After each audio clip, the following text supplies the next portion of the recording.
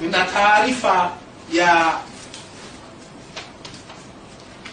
M-Pesa na taarifa ya transaction ya biashara ambayo imekuwa inafanyika kwa kutumia M-Pesa inayomhusisha mtu anayeitwa Joseph Rwezahura. Joseph Rwezahura ni mshtakiwa namba 2 katika kesi ya ugaidi inayomkabili Wilfred Lwakatare.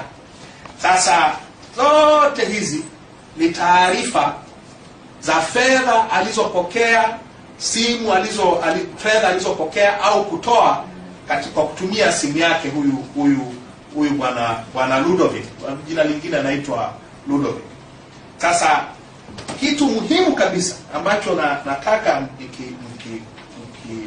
kuwaelezeni leo ni kwamba mtakumbuka hii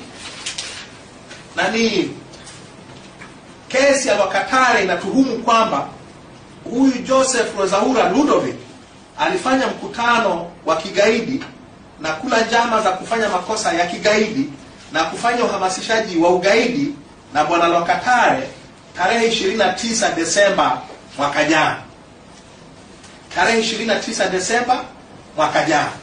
Sasa hizi taarifa za M-Pesa za simu ya bwana Ludovic zinaonyesha kwamba tarehe 14 mwezi Januari mwaka huu, tarehe 14 mwezi Januari mwaka huu, majira ya saa 11 na dakika 47, huyu bwana Ludovic alipokea shilingi 50,000, shilingi 50,000 kutoka kwa mtu anaitwa Mwigulu Nchemba mwenye simu namba 0756008888.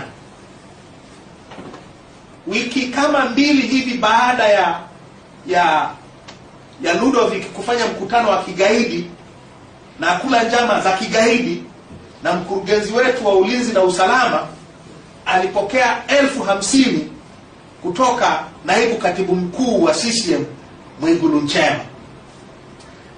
Mtakumbuka vile vile kwamba tarehe 29 Desemba, siku moja baada ya mkutano huo wa kigaidi, mkutano wa kigaidi ulifanyika tarehe 28. Tarehe 29 Mwigulu Nchemba alitangaza kwenye Star TV, kwenye kipindi cha asubuhi cha Star TV, kwamba ana mkanda wa video unaoonyesha Chadema wakipanga njama za mauaji. Na alitangaza hivyo tena kwenye kipindi kingine cha Star TV tarehe 2 Januari. Wiki 2 baadaye, huyu bwana Mwigulu Nchemba akamtumia Ludovic shilingi 50,000 kwenye M-Pesa kwa kutumia namba yake mwenye. Hii namba ya Mwigulu Nchemba iko hata kwenye kitabu cha simu za wabunge ambacho nafikiri ni hata mkifuatilia bungeni mtakipata.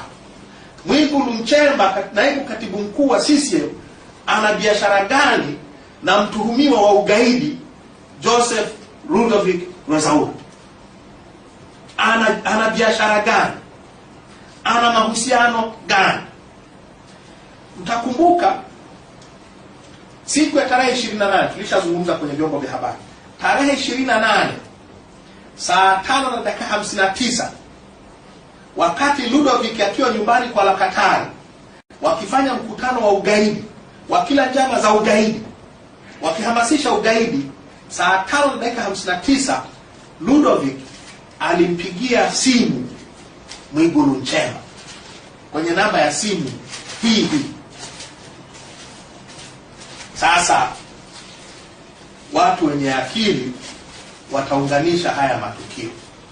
Tarehe 28 Ludovic amekula njama za ugaidi na Lwakatare. Tarehe 28 hiyo wakati akiendelea na mkutano wa kigaidi, akampigia simu naibu katibu mkuu wa CCM. Kesho yake naibu katibu mkuu wa CCM akatangazia dunia kwamba Chadema wanafanya njama za kigaidi.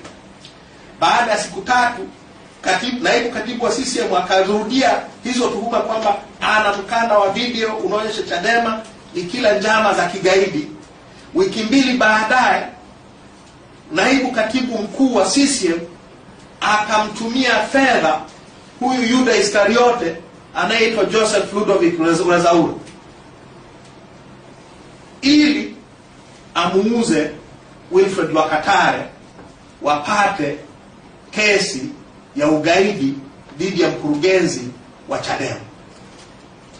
Baada ya kufunguliwa mashtaka huu mwezi uliopita na kunyimwa dhamana, tunafahamu jeshi la polisi wakisaidiana na usalama wa taifa walimtoa Ludovick magereza. Mahakama iliamuru arudishwe magerezani, wakamtoa.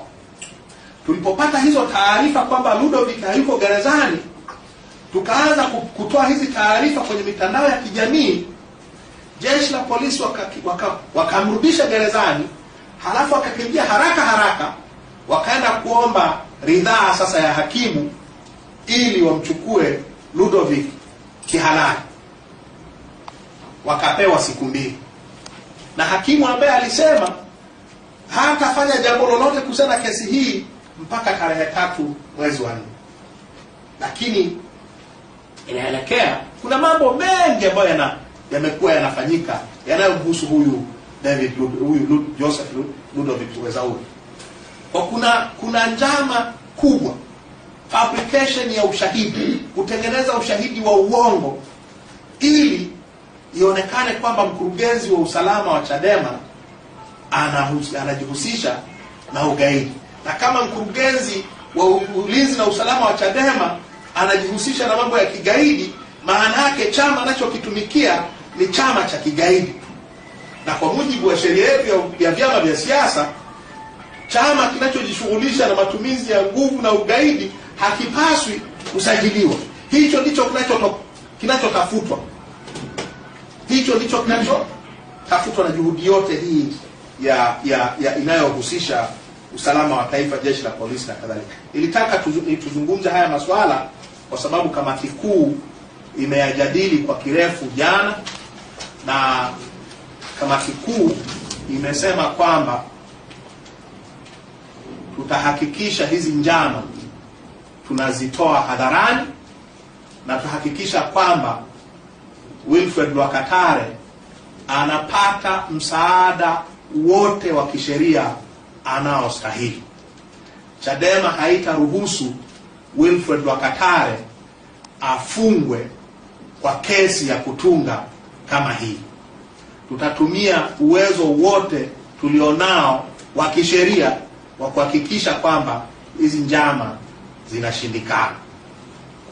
Na kama nilivyosema, na vile vile Watanzania wana haki ya kujua njama ambazo zinatungwa ili kuiangamiza Chadema. Nawashukuruni sana, nitafurahi kujibu maswali yenu.